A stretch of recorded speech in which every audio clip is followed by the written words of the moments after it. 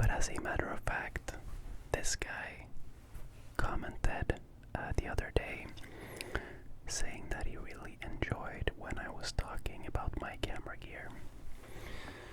And seeing as we have a pretty much mandatory rambling video each week, I figured I would make a video showcasing all of my lenses and cameras. So right here in front of me I have 1, 2, 3, 4 cameras, counting the one we're filming on. And I have 1, 2, 3, 4, 5, 6, 7, 8 lenses.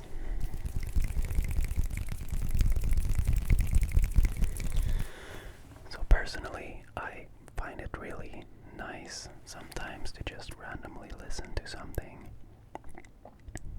that somebody talks about that has a lot of knowledge. So even if you're not maybe interested in cameras, hopefully you can find this video relaxing. For example, the other day I randomly watched an hour of like some Harvard coding course or something that I found on YouTube, like computer science course on Harvard, and I didn't understand anything, but I was like, damn, this guy, he knows what he's talking about.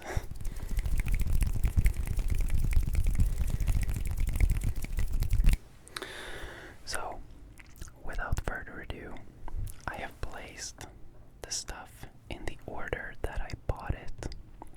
And of course, there is some stuff that's come and gone over the years, but this is like my current, the stuff that I own currently. So starting off, we have my first real camera.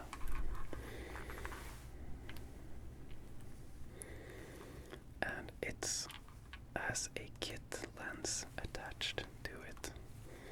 A real little ugly pancake lens.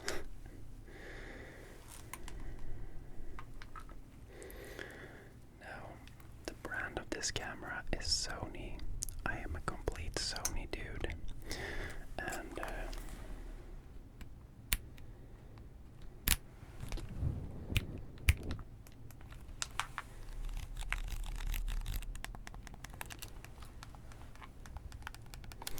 I'm actually not planning to make sounds with the items, I just thought it would be fun. This is a Sony A6300, and it's the first like real expensive camera that I bought. I can't remember how much it was when I bought it, but probably around maybe around $1,000, maybe a little bit more. I'm not sure. But basically, I bought a GoPro and got hooked on filmmaking, and then this was basically the first camera I bought after that, when it was like, okay, let's go for this thing. And the reason I bought this camera is that it was able to film in 120 FPS, and that basically means that you can shoot slow motion, which was all the rave. I think that was a truck braking outside. But yeah, basically, oh, it's actually the ice cream truck outside. Who wants to buy ice cream when it's like minus 10 degrees? We're gonna have to deal with that sound. Hopefully you haven't fallen asleep yet. But anyways, I bought it because it could shoot in 120 frames per second, which is slow motion, which is what everyone wants, basically, to this day. And I owned and used this camera, or I used it for maybe 1.5 years before I bought a new one. However, this kit lens, it sucks, so I bought a new one pretty quickly. But unfortunately, I've sold that one because it was a specific lens that was only possible to use, or only good to use on this camera. So yeah, this is my first camera, the A6300.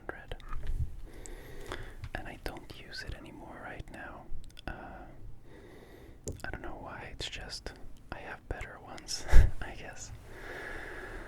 And that brings us to my next purchase, which is, this has been my workhorse for the past 4 years, maybe 4.5 years. So this is a Sony A7 III. A Sony A7 III. And mounted on here we have a lens.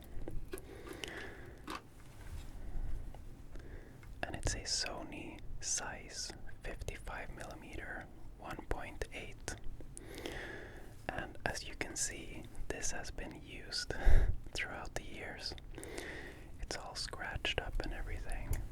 Same with the camera. But this camera, to this day, is my main photo camera because it has 22 megapixels.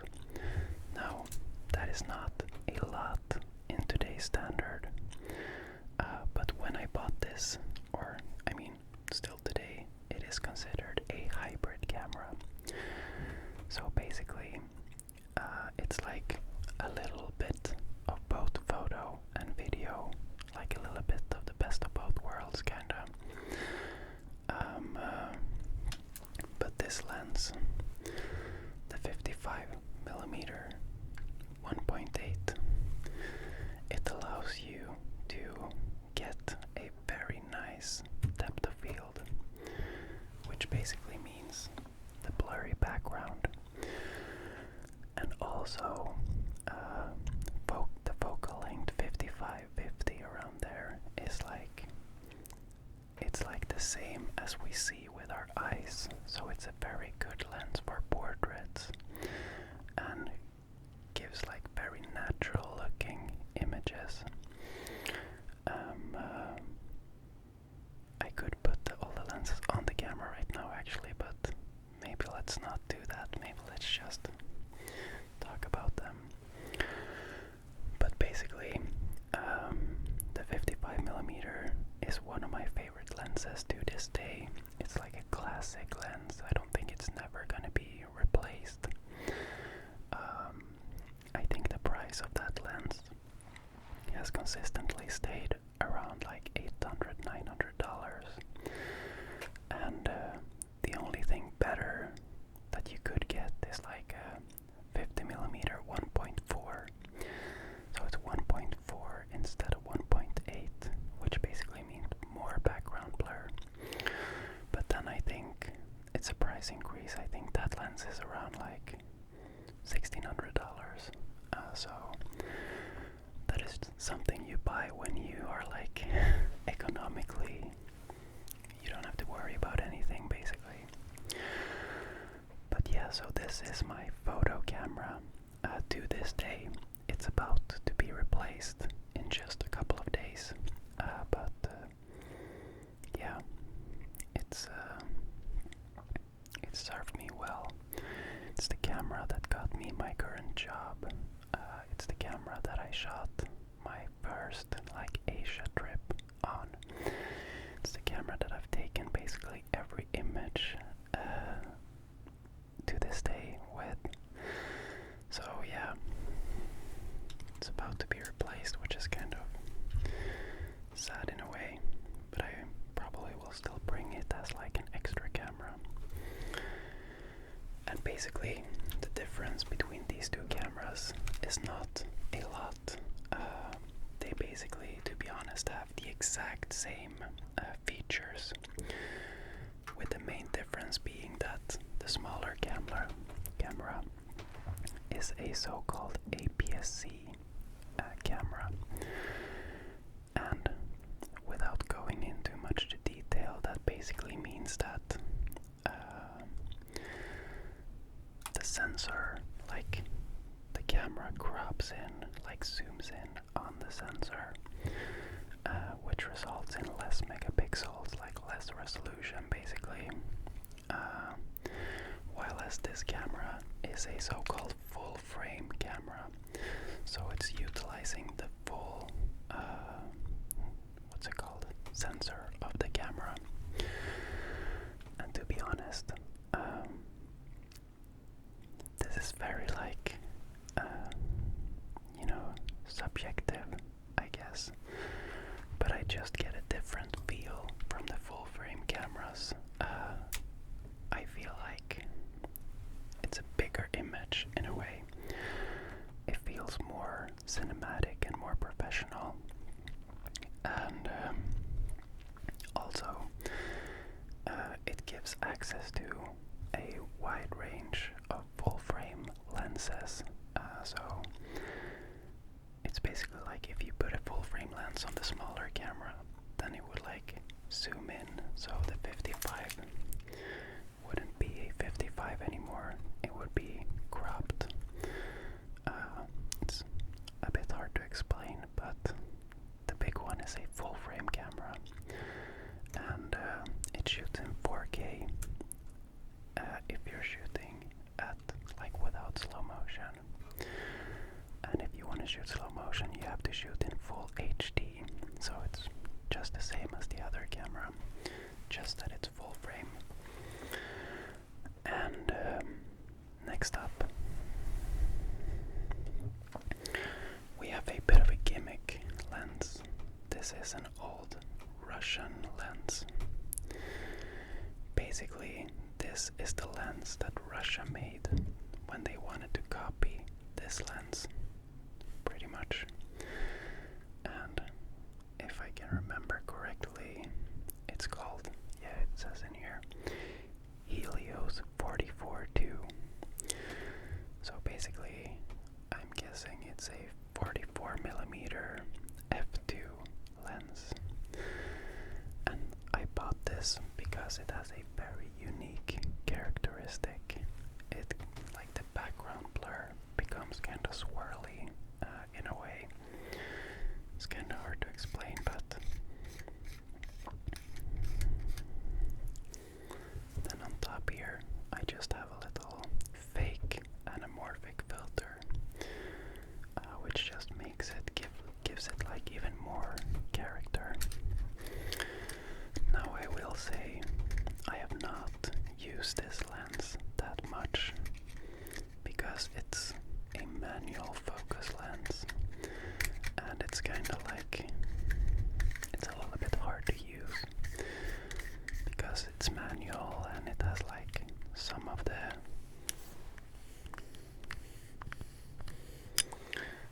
different like f-stops and ranges are like a little bit broken. It's basically just a fun little lens to have, and would be fun to use maybe sometime on a project under very, very controlled circumstances. But next up is actually the lens that is sitting on the camera right now.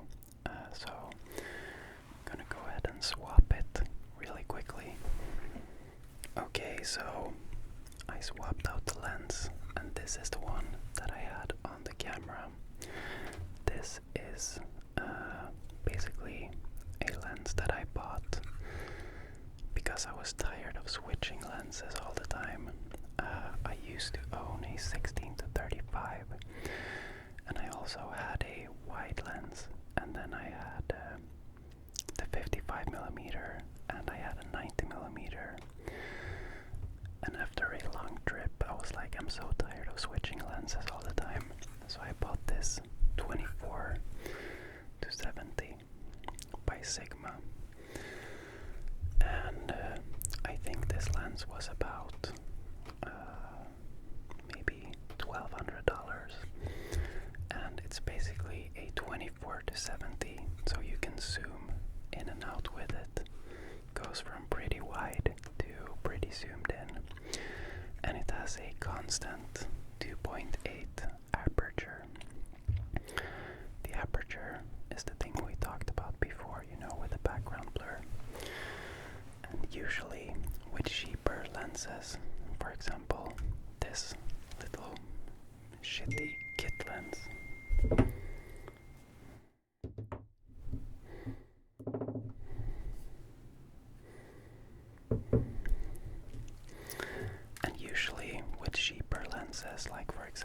this little shitty kit lens.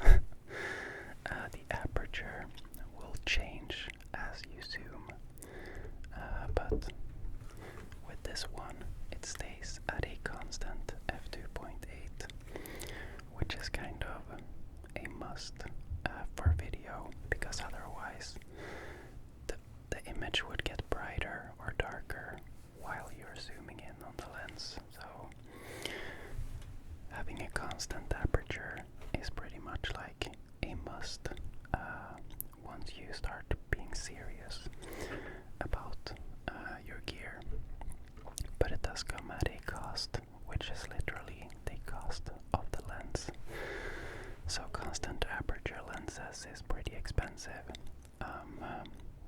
So yeah, this 24 to 70 is around $1,200, but it's from a like third-party brand, you know, not a bad brand, but it's like, it's not Lamborghini, it's more like Kia or something, if you know what I mean.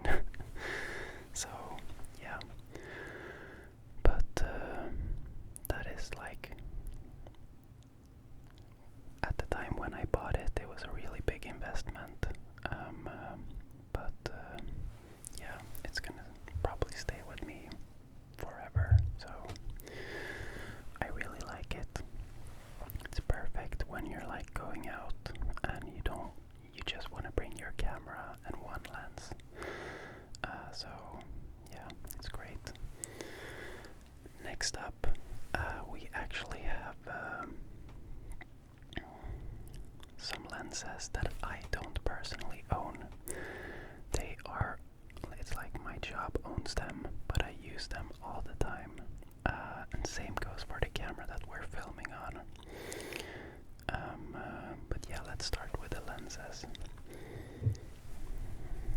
So this is a Sony 35mm 1.8, and it's basically the same as this 55, but it's a little bit wider.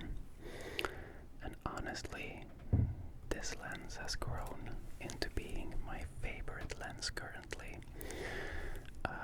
It provides such a nice filmic look because it has the blurry background, but it also has like it's a little bit wider than the 55. The 55 feels kinda zoomed in. This one is like just in between being wide and zoomed in. So I've been using it a lot lately, and up until very recently, I would say probably 90% of all ASMR videos shot on this channel is shot with the 35mm 1.8. The only reason I've switched it out recently is that I got a table tripod for my camera. So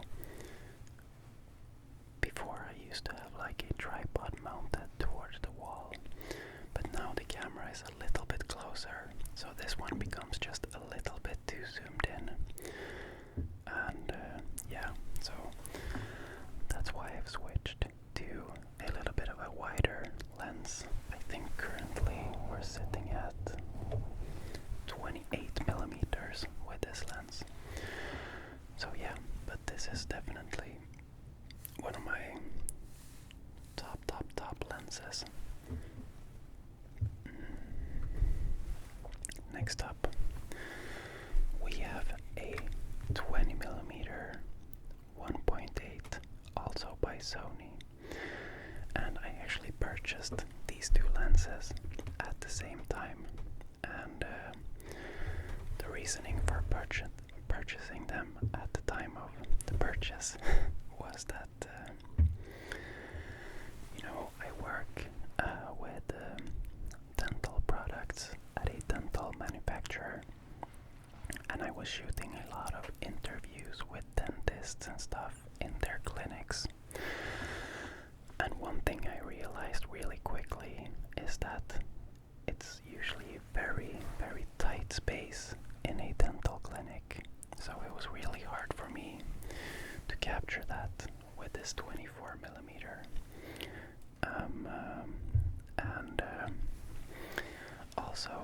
shooting the interviews was always in a very tight space, but I always wanted to like incorporate the dentistry vibe in the background, which is why I bought a 20mm and a 35mm,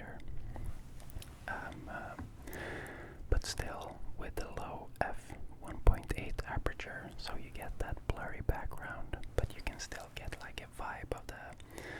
So if I have a very tight space to work with, I can throw on a 20mm and shoot like an interview and still get some of the background, using something like a 55 would in that scenario result in a shot that was very zoomed in, so like just a face shot basically, which is not what I wanted in some of those situations. So that's why I bought these two lenses, the 35mm and a 20mm, or that's why my work bought them. That's why I told my work to buy them. Next up is by far my most expensive piece of camera gear.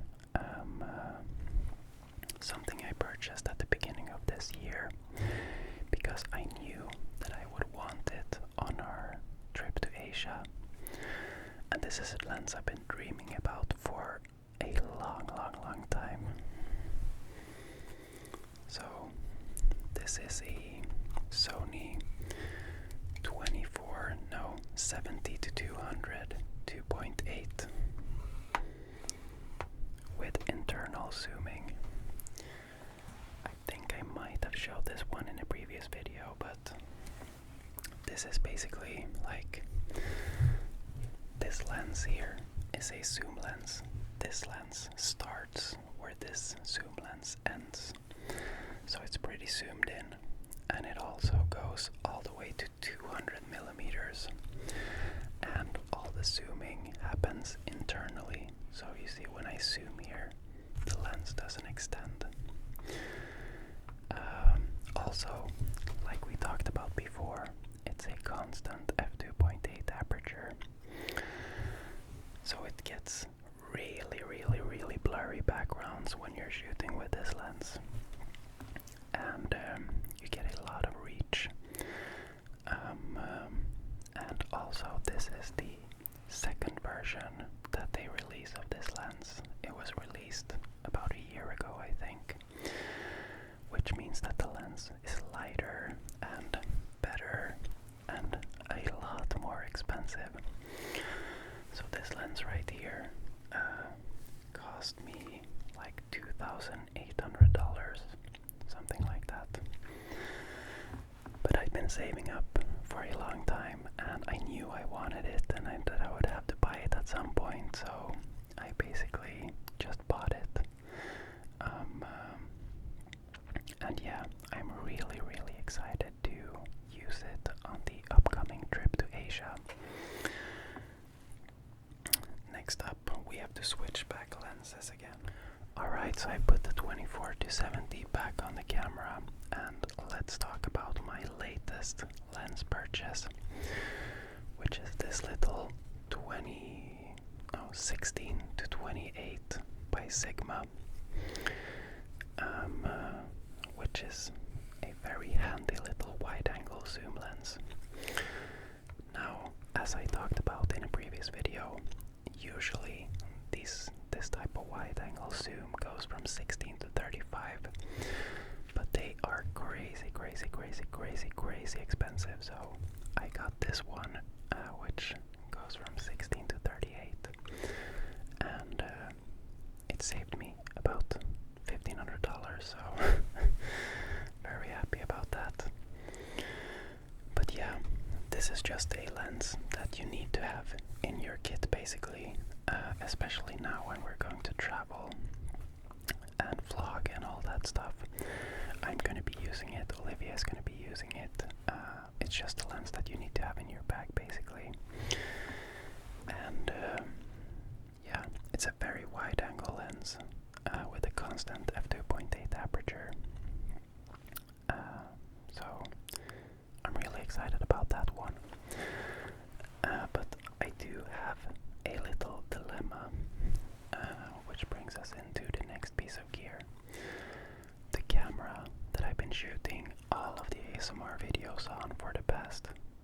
years that we've been doing this is the Sony A7S III, and I'm not gonna mount it up and everything. It basically looks just the same as this one, except that it's a lot more expensive. And that camera is also owned by the company where I work, so I will not be able to bring it on our Asia trip. And I wouldn't want to bring it on our Asia trip either, because right now in the camera Sony world, there is a bit of a dilemma, and that is that the camera I'm shooting on right now, it only has 12 megapixels, and that is because it's a video beast. It's like a video focused camera, and shooting video, it is preferable to have less megapixels, because then the megapixels get larger and they let in a lot more light, which leads to very good performance in low light situations when filming. But the problem is that 12 megapixels, in my opinion, is not nearly enough to shoot photos with. I've shot some photos with the camera, and as soon as you start cropping in on the image, it starts getting blurry and low quality, which is natural because it's only 12 megapixels. So if you happen to grab a very nice photo that you maybe want to frame in your house or anything, it's pretty much not possible, or it's not good enough, in my opinion, with the Sony A7S III, because it is a video focused camera. And the problem is that, these past 2 years or something that I've had this camera, I've been running around with the video camera and the photo camera separately, because the photo camera has twice as many megapixels. But the problem with that is that I'm so tired of switching back and forth between a video camera and a photo camera. I don't want to carry 2 cameras, especially not while traveling, because you just want to, the best camera is the one that you always have available. And carrying 2 cameras just makes everything a hassle and less enjoyable. It's like if you have a nice spot, let's say we're walking on the beach on the sunset, and I'm telling Olivia oh, it's beautiful here, let me grab some shots, and I take some video shots, and then I'm like, oh, I have to reach for my bag, take out the photo camera, maybe switch the lens over from the video camera, take some photos. No, I don't want that. Which is why I have ordered a new camera, the Sony A7S IV, which is basically the big brother of this guy, Sony A7S III, and I ordered Sony A7S IV, or A7 IV.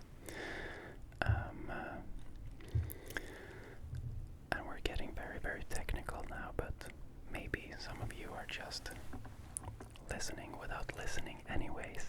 But the problem is that I've gotten used to this Sony A7S III now, and this Sony A7S III, the video camera that you're watching, it shoots in 4K naturally, like all of these cameras do.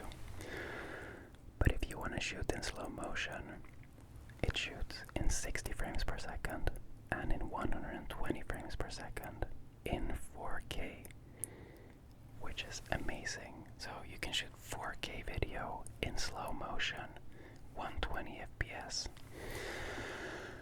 And, I'm a big fan of slow motion, or at least I'm a big fan of shooting in slow motion, to have the ability to slow it down in post, because you shoot it in 120 FPS, you can still use it without slow motion, but you get the flexibility of being able to slow it down in the editing, which is a very nice nice feature to have. Now the problem is that exists in this camera. Like problem number one that exists in this camera. This camera is owned by my job, and it costs like $4,000. So if I wanted that feature, I would have to buy my own A7S III for $4,000.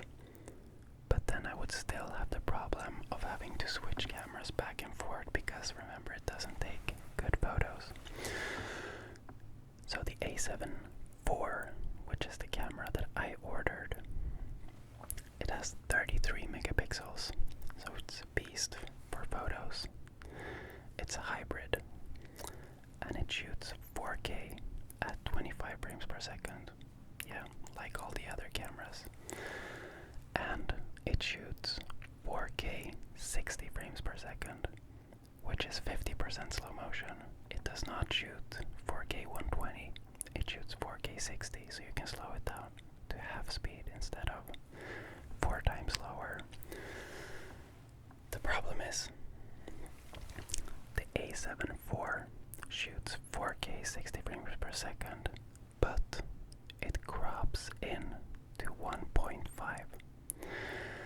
So basically, Sony put a limitation in the A7 IV because it's the more affordable option, because they didn't want the A7 IV to kill all their other high-end cameras. So, you know, it's the same processor, it's the same everything. They've just put something there in the little thingy that makes it not possible to shoot 4K 60 frames per second with a full sensor readout, which is super annoying. And the reason that is annoying is because that means that if I'm shooting in slow motion, my 16mm lens becomes a 24mm lens. My 35mm lens becomes more of like a 48mm lens. My 70 to 200 becomes something like a 110 to, you know, you get the idea. Which is just super duper annoying. And the biggest reason it's annoying is because this means that my wide angle lens here, the 16 to 28, it will become a 24mm at the widest, which is basically the same focal length that I had before that I didn't think was wide enough, and which isn't wide enough if you're gonna shoot like urban city vibes and you want to capture like big buildings and stuff.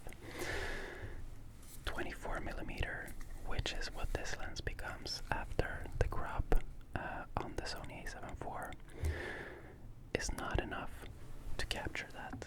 It's not a wide angle lens anymore, it's like a medium lens. And this means that the only way for me with the A7 IV to shoot in slow motion with 60 frames per second, which is 50% slow motion, is to buy something like an 11mm lens or something. So by using an 11mm lens, the camera would zoom in to 1.5 crop, which becomes something like 16, 17. And what's the problem with that, you might ask? Well, the problem is that I have no use for an 11mm lens with nothing except for that part, or like that little gimmick of that camera. Oh, my memory card is running out. 1 sec. Alright guys, so we're gonna have to finish this video off on the Blue Yeti because the other microphone ran out of battery. And I can say right now that it's gonna be hell to edit this video because of all of the lens changes, pausing the video, and yeah. But that is tomorrow's problem. But anyways, I've been rambling so much now, and I think it's the definition of a rambling video. So if you guys enjoy just my voice in the back doing something else, then it's perfect. But just to finish the story, I'm gonna give you a little breakdown of the actual problem. So, we have the camera that I'm shooting this video on right now, the A7S III. It's a video beast. Problem number one, it's not mine, it's owned by the company where I work, so I maybe could bring it on a trip, but you know, doesn't feel good if anything would happen. Number two, I don't like it because it's not a hybrid. I can't shoot photos with it, and I'm tired of carrying two cameras. Problem number three, if I were to buy one for myself, even though it's not a hybrid, it costs like $4,000. So the camera that I ordered, the A7 IV, it's the big brother of my good old hybrid A7 III. Now the A7 IV, it shoots good photos.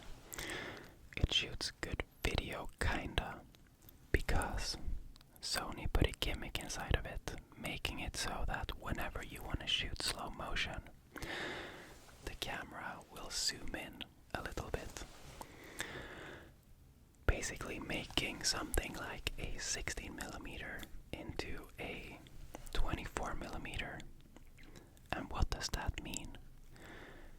Well, it means that if I want to shoot slow motion and get a really wide field of view, for example, shooting a street in Tokyo, gathering all the stuff going on and the buildings towering up, then I would have to buy another lens, something like an 11mm, just so that the camera zooms in on the 11mm, becoming like a 17mm.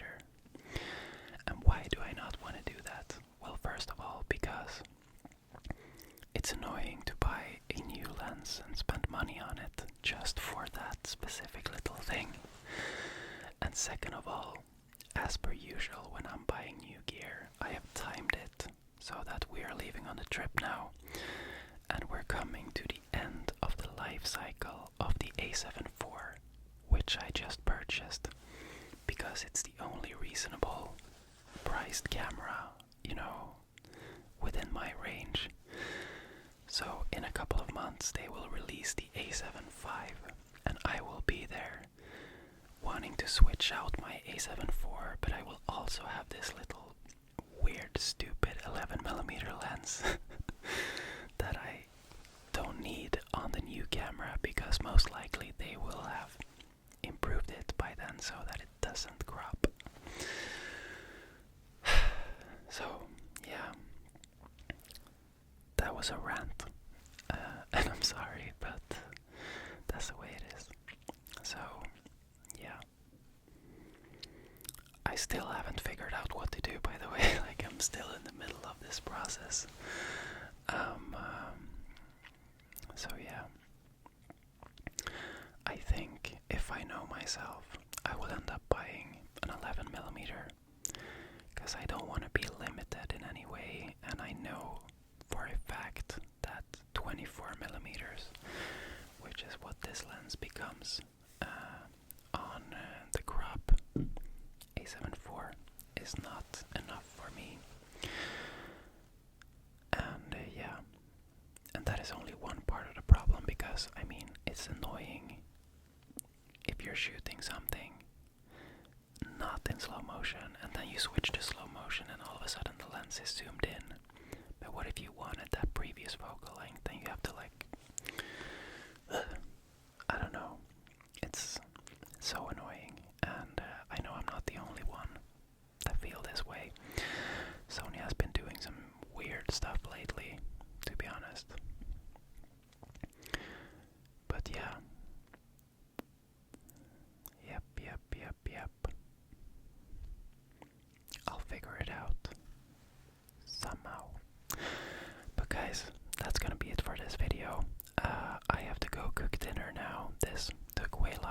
expected because I started ranting. I think like actually talking about the lenses was like half the video was me complaining about this problem. But anyways, I hope you enjoyed this little ramble. Please let me know if in the comments if you did. Especially let me know if you enjoyed it, even though you don't know anything about cameras, because then I know for the future if I should stop talking about this completely. But yeah, thank you so much for watching if you're still here, and I'll see